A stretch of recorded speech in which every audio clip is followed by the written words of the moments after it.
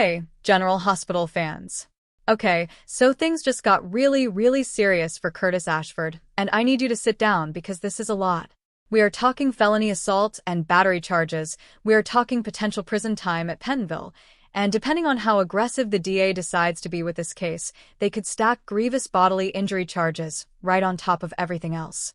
And honestly, given what Curtis did to Isaiah Gainin, a surgeon, a respected, accomplished, life-saving surgeon, those additional charges would be completely warranted.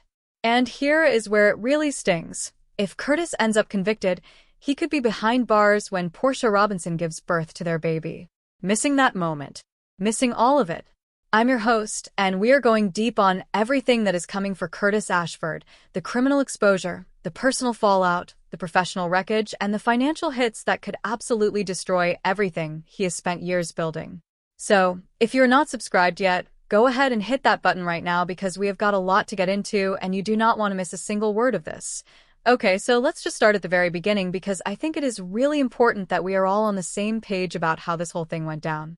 Because there are people out there, and we have seen it in the comments, who want to say that Isaiah somehow provoked Curtis or that he had it coming or that he said something that justified what happened. And I want to push back on that really firmly. Isaiah Gainin did not start this. He was not looking for a confrontation. He was not trying to pick a fight with Curtis Ashford. Isaiah and Portia were out on a dinner date, they were having a nice evening together, and Portia told Isaiah that the baby was kicking. She wanted him to feel it. And you know what? That is Portia's right. That is her body, that is her pregnancy, that is her choice as the mother of that child, and as a grown woman with full agency over her own life.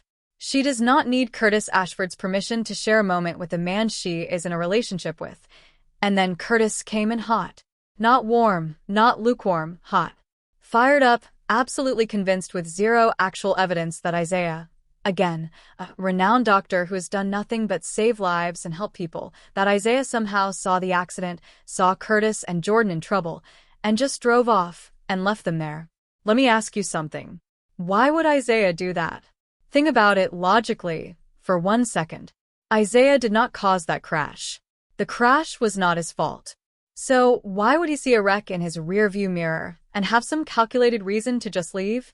There is no logic to Curtis's theory. There is no motive. Curtis is not mad at Isaiah because Isaiah actually did anything wrong. Curtis is mad at himself. He is mad at Jordan because Jordan was the one behind the wheel, acting reckless, not keeping her eyes on the road, and they caused that accident together. But instead of sitting with that accountability, instead of turning that anger inward where it actually belongs, Curtis has decided to redirect all of it toward Isaiah. And Isaiah is a convenient target because Curtis does not want Isaiah anywhere near Portia or the baby. That is the truth of it. Curtis told us himself.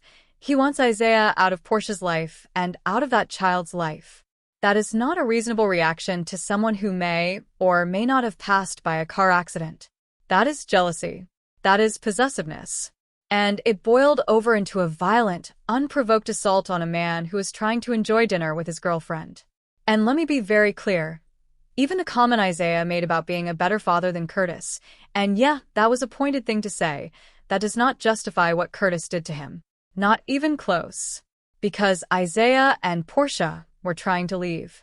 They were walking away. They were not the ones escalating. Curtis was.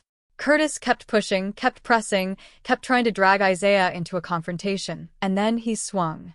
And the result of that swing is that a surgeon's hand may be permanently damaged. A man who uses his hands to save lives may not be able to do that anymore because of Curtis Ashford's inability to control his emotions.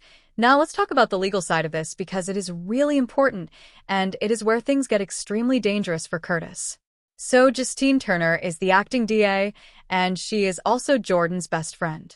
I need you to hold on to that fact because it is a big one. When Justine sat down with Isaiah and Portia, you could see it on her face. She was looking for any angle, any reason, any tiny little opening to not bring this case forward. She even referred to it as Isaiah's altercation with Curtis, as if the two of them had some kind of mutual brawl, as if Isaiah was in there swinging too. That framing alone should raise every alarm bell because it tells you exactly where her head was at. She was not approaching this as an impartial prosecutor. She was approaching it as a woman who wanted to protect her best friend's boyfriend. And that is a conflict of interest. That is textbook recusal territory. Justine Turner should not be anywhere near this prosecution, and someone needs to say that loudly inside that courtroom. But here is what happened. Justine had no choice. Because there were witnesses everywhere. The whole room saw what happened. And the victim, Isaiah, came in with very real, very documented, very serious injuries. Not a scratch. Not a bruised ego. We are talking about potential permanent damage to his hand. And Portia made sure Justine understood that Curtis showed absolutely zero remorse. No apology, no horror at what he had done, no concern for the man whose career he may have just ended. Nothing. And that matters. Because remorse, or the lack of it, is something that a jury is going to weigh very, very heavily.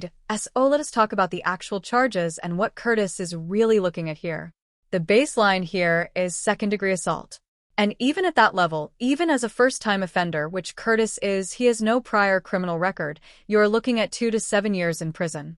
That is not a slap on the wrist. That is not a fine, and some community service. That is years of his life. But here is where it escalates. The prosecution may also push for grievous bodily injury charges, which would bump this up to first-degree assault. And the legal standard for that is not as complicated as people think. When you punch someone in the face with the intent to hurt them, that is intent to injure. You do not get to say, well, I was aiming for his face, not his hand. The injury that resulted, the damage to Isaiah's hand, is a direct consequence of that assault. And a surgeon losing function in his hand absolutely, without question, meets the legal definition of grievous bodily injury. A man who saves lives with his hands losing the ability to do that surgery is not a minor inconvenience. That is life-altering, career-ending. And if those charges are added, Curtis is looking at 5 to 25 years. Let that sink in. 5 to 25 years. Now let's talk about the personal consequences, because the legal stuff is only one part of this disaster. One of the most devastating things that could happen to Curtis, and honestly the thing that I think will hit him hardest, is that he might not be there when Portia has this baby. Because this trial is moving quickly, and unless Curtis or Jordan can somehow convince Isaiah to drop the charges, Curtis could be sitting in a courtroom or sitting in a cell when that baby comes into the world. And why does that matter so much? Because Curtis already missed Trina's birth. He missed years of her life because of the paternity situation. He was robbed of all of that time, all of those early moments, and it was devastating to him. He has talked about how much that hurt. And now history could be repeating itself, except this time it would not be because of someone else's deception. It would be because of his own actions, his own violence, his own inability to walk away. And Isaiah would be right there in that hospital room with Portia. Every milestone, every first moment, Isaiah would be present for all of it while Curtis sits in Pentonville. That is a consequence that no amount of legal maneuvering can fix. Then there is the civil liability, and this could genuinely financially ruin Curtis. Isaiah has every right to sue him, and he would win. We are talking about a surgeon who may have lost his ability to operate. Think about what that means in terms of income. We are talking about someone at the top of his field, a specialist, someone whose skills took decades to develop and refine. If Isaiah can no longer perform surgery because of what Curtis did to his hand, the future lost earnings on that alone could reach into the millions. Easily. And then you add pain and suffering, emotional damages, career damages, the loss of professional standing. A civil jury is going to look at what Curtis did, and they're going to make him pay. There is no version of this where Curtis comes out of civil court with his finances intact. And speaking of finances and standing, let's talk about Aurora. Because Curtis is the CEO of Aurora Media. He is the face of that company. He is the person that investors, board members, and the public associate with that brand. And what just happened? The CEO of a major media corporation violently and publicly beat a well-respected surgeon in a restaurant full of witnesses.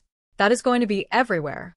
Other media outlets are going to cover this, even if Aurora itself tries to bury it. And investors do not like this. Boards do not like this. Stock prices do not survive this kind of scandal cleanly.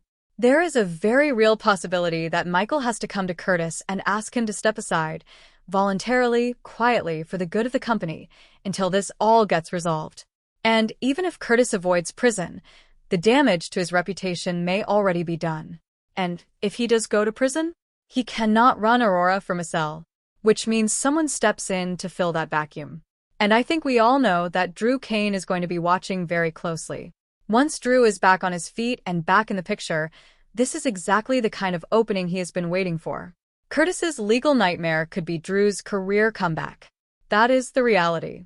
And then there is the piece of this that is going to play the absolute worst in the court of public opinion, little Derek. Because Derek needs a liver transplant, and it needs to happen soon.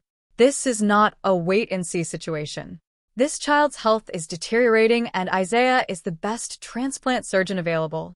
He is the specialist. He is the one who is supposed to perform this surgery. And now Curtis's assault may have taken that off the table entirely. If Isaiah cannot operate, who steps in?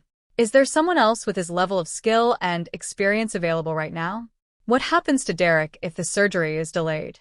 What happens to Derek if the surgery cannot happen at all? These are terrifying questions, and they lead right back to Curtis Ashford. Because if it comes out, and it will come out, especially as part of the criminal case, that Curtis's attack on Isaiah has put a child's life in jeopardy, public opinion is going to turn on him completely and permanently. And Derek's family? They would have every right to pursue legal action against Curtis for the role his assault played in what happens to their son. If Derek's prognosis worsens because his surgeon's hands were damaged, if this child suffers more because of a delayed or canceled surgery, Curtis is responsible for that. Not indirectly, directly. The causal chain is clear. Now, Trina went to Portia and asked her to talk to Isaiah, to appeal to him, to ask him to show Curtis some mercy. And I get it, Trina loves her dad, and she is scared for him. But let's be honest, Curtis has never shown Isaiah a single moment of grace. Not one. He decided Isaiah was guilty of something without evidence. He made Isaiah's life difficult every chance he got. He has been hostile and dismissive and cruel. And then he attacked him. Mercy has to be earned, and Curtis has done nothing to earn it from Isaiah Gainand. We also saw Portia heading over to the Quartermain estate to talk to Tracy.